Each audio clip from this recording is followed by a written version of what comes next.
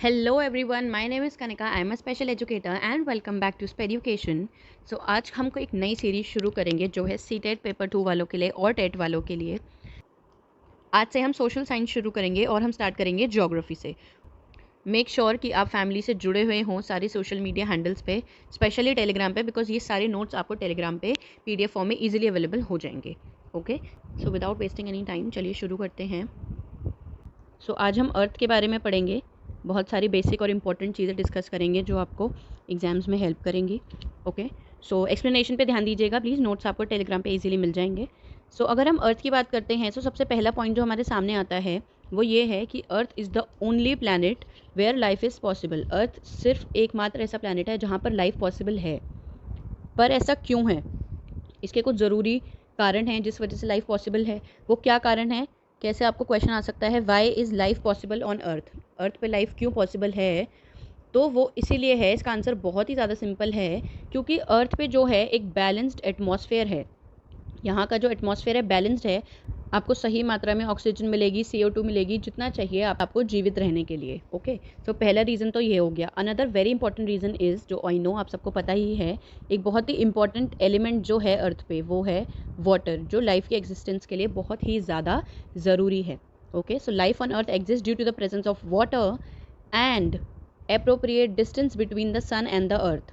अर्थ और सन के बीच में जो डिस्टेंस है वो बिल्कुल एप्रोप्रिएट है, बिल्कुल सही है। मतलब ना तो यहाँ पे बहुत ज़्यादा एक्सेसिव गर्मी होगी, ना यहाँ पर बहुत ज़्यादा ठंड होती है, जिसकी वजह से जो कोई भी लाइफ फॉर्म है वो यहाँ पर एग्जिस्ट कर सकता है। ओके, सो ये हो गए हमारे कुछ 3 रीजंस। अगर हम देखें तो एक तो हो गया बैलेंस एटमॉस्फेयर, तो यहाँ से हमें मिल गई ऑक्सीजन, फिर एक हो गया वाटर, और फिर जो थर्ड रीज़न है वो है आपका appropriate distance between sun and the earth, जिसकी वजह से यहाँ पे ना बहुत ज़्यादा गर्मी है ना सर्दी है, और लाइफ आराम से यहाँ पर एग्जिस्ट कर सकती है। एक और जो बहुत ही इंपॉर्टेंट क्वेश्चन है एग्जाम पॉइंट ऑफ व्यू से, वो ये है कि which planet is known as blue planet? Blue planet कौन से प्लैनेट को कहा जाता है और क्यों? तो इसका आंसर भी आपके सामने है। हमारी जो अर्थ है उसमें 70% जो है, 70% जो है वो वाटर है। अर्थ का जो सरफेस है वो वाटर से कवर्ड है 70%, जिसकी वजह से अगर आप स्पेस से अर्थ को देखेंगे तो वो आपको ब्लू दिखेगी। इसी वजह से अर्थ को जो है वो ब्लू प्लैनेट कहा जाता है।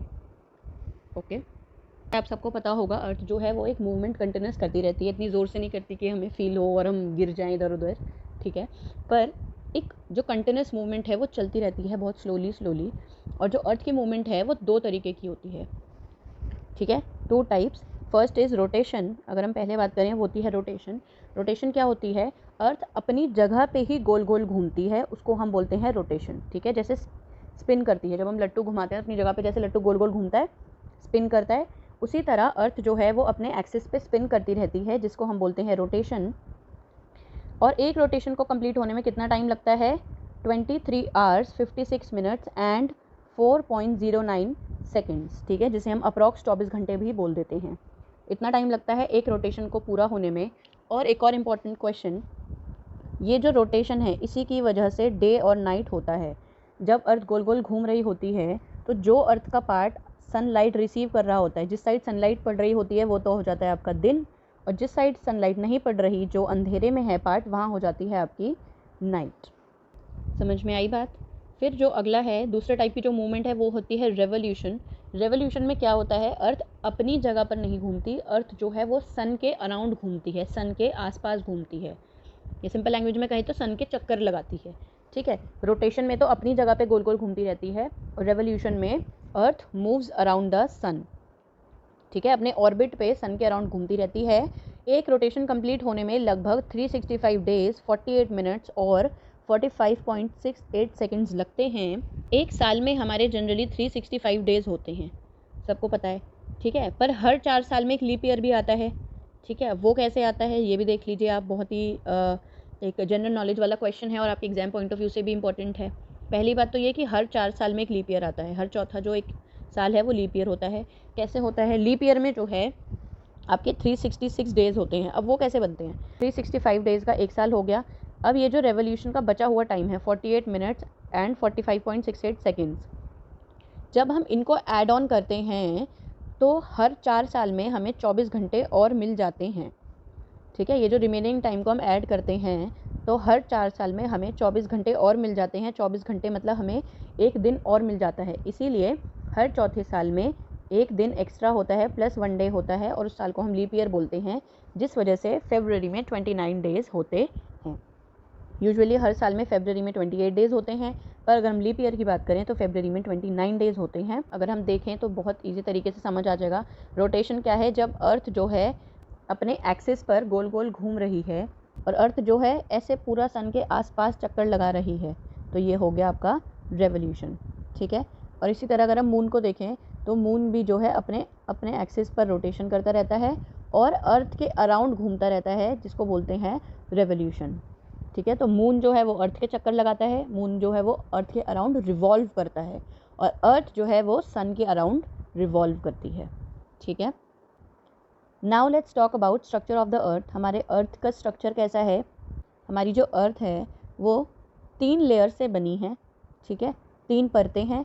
जो पहली लेयर है वो है क्रस्ट, जो आउटर मोस्ट लेयर है, सबसे बाहरी जो परत है वो है क्रस्ट, जिस पे हम लोग रहते हैं। ये जो लैंड एरिया है जिस पे हम रहते हैं, जिस पे लाइफ एग्जिस्ट करती है, वो है क्रस्ट। और ये जो क्रस्ट है वो बहुत सारी मेटामॉर्फिक, इग्नियस और सेडिमेंट्री रॉक से, अलग अलग पत्थरों से, सैंड से मिलके बना है। जैसे जैसे आप अर्थ के क्रस्ट के अंदर जाते रहेंगे, मतलब जैसे जैसे आप अर्थ की गहराई में जाएंगे, वैसे वैसे जो टेम्परेचर है वो रेज होता रहता है, बढ़ता रहता है। मतलब हर 32 मीटर की गहराई पर 1 डिग्री टेम्परेचर जो है वो आपका बढ़ जाता है। मतलब आप 32 मीटर अंदर जाएंगे अर्थ के, या 32 मीटर की खुदाई करेंगे deep into the earth surface, तो जो आपका टेम्परेचर है वो रेज हो जाएगा बाय 1 डिग्री। ठीक है। ये हुई एक बात।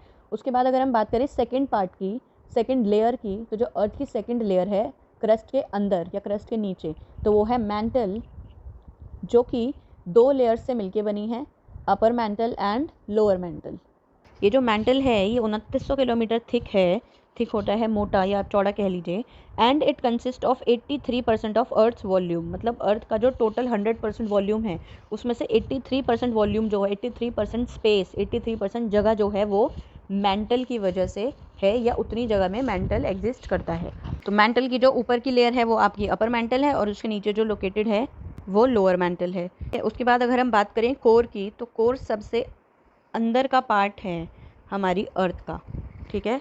It is the inner most layer. Inner most मतलब सबसे अंदर की लेयर है हमारी अर्थ के सरफेस की।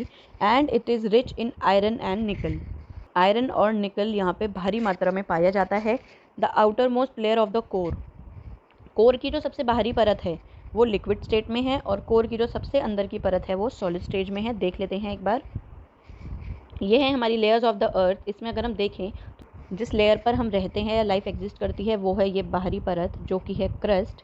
उसके बाद अगर हम अंदर जाते हैं तो आता है आपका मैंटल, जो है आपकी सेकेंड लेयर। और उसके बाद जो इनर मोस्ट लेयर है, थर्ड लेयर है, वो है आपकी कोर, जिसका जो बाहरी पोर्शन है, जो बाहरी परत है वो है लिक्विड स्टेट में, और जो सबसे अंदर की परत है ये है सॉलिड स्टेट में। ठीक है। तो ये है आपका इनर कोर जो सॉलिड स्टेट में है, और ये है आपका आउटर कोर जो लिक्विड स्टेट में है। आगे बढ़ें। नोट्स की चिंता मत करना, नोट्स आपको टेलीग्राम पे मिल जाएंगे। आप बस इसको समझो, दिमाग में स्टोर हो गया तो बस। क्या पर्पस ही यही है कि आपके माइंड में स्टोर हो जाए, आपको नॉलेज मिल जाए, नोट्स आपको मिल ही जाएंगे। इस सेशन का लास्ट टॉपिक है हमारा डोमेन्स ऑफ द अर्थ। ठीक है। अब हम बात करेंगे अर्थ के डोमेन्स की। तो अर्थ के 4 डोमेन्स होते हैं, जिसमें से फर्स्ट है आपका लिथोस्फेयर। सिंपल लैंग्वेज में अगर मैं बताऊं आपको तो लिथोस्फेयर होता है हमारा लैंड एरिया। ठीक है। जहाँ पे हम लोग रहते हैं। The portion of the earth where we live is known as lithosphere. जहाँ हम रहते हैं वो है lithosphere. It is the solid portion made up of thick layer of soil and nutrients and rocks. फिर अगर हम बात करें सेकेंड डोमेन की, तो वो होता है आपका एटमॉस्फेयर, जहाँ से आपको ऑक्सीजन मिलती है।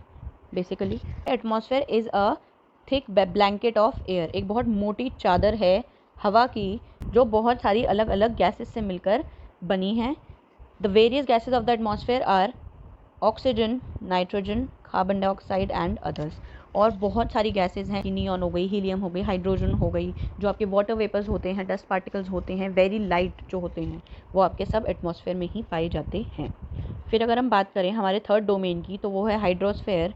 Hydro is related to water. तो ईजिली हम बता सकते हैं हाइड्रोस्फेयर क्या है। वो डोमेन है हमारी अर्थ का जहाँ पर वाटर होता है, चाहे वो किसी भी फॉर्म में हो, सॉलिड फॉर्म में हो, लिक्विड फॉर्म में हो या गैस फॉर्म में हो, चाहे वो आइस फॉर्म में हो, आइसबर्ग ग्लेशियर्स हो, या फिर वो लिक्विड फॉर्म में हो, रिवर, सी, पॉन्ड्स और लेक्स, या फिर वो गैसियस फॉर्म में हो, वाटर वेपर की फॉर्म में हो, हमारे एनवायरनमेंट में, हमारे एटमॉस्फेयर में, वो सब किसके पार्ट हैं? हाइड्रोस्फेयर के पार्ट हैं। ठीक है, फिर जो हम लास्ट डोमेन है हमारा वो है बायोस्फेयर। इन सभी डोमेन से मिलके बनता है हमारा बायोस्फेयर, जो कि ग्लोबल इकोलॉजिकल सिस्टम है, जहाँ पे आपके सारे जोन्स एग्जिस्ट करते हैं एक साथ, जिसकी वजह से लाइफ एग्जिस्ट करती है। बायोस्फीयर क्या है? जो हर एक छोटे से टाइनी वॉर्म से लेके एक जायंट एलिफेंट, मतलब हर छोटी से छोटी वस्तु, हर छोटे से छोटा लिविंग बीइंग और हर बड़े से बड़ा लिविंग बीइंग जो जी पा रहा है, जो एग्जिस्ट कर रहा है अर्थ पे, वो बायोस्फीयर की वजह से कर रहा है। अगर हम देखें, यह है आपका बायोस्फीयर, जो आपके एटमॉस्फेयर, हाइड्रोस्फेयर और लिथोस्फेयर से मिलके बना है। और इन सबको एक साथ कंबाइन कर दें तो इसी की वजह से लाइफ पॉसिबल होती है हमारे अर्थ पर। ठीक है, पहले कुछ कंसेप्ट्स डिस्कस करेंगे, फिर इसके इंपॉर्टेंट क्वेश्चंस भी ज़रूर डिस्कस करेंगे। कोई भी डाउट्स हो तो आप ज़रूर पूछिएगा। टेलीग्राम पे आपको सारे नोट्स मिल जाएंगे, तो टेलीग्राम पे फॉलो करना मत भूलना। और इसके अलावा अगर आपको कोई भी क्वायरी है तो वो ज़रूर बताइएगा कमेंट सेक्शन में। एंड मैं मिलती हूँ जल्द ही आपको अगली वीडियो में।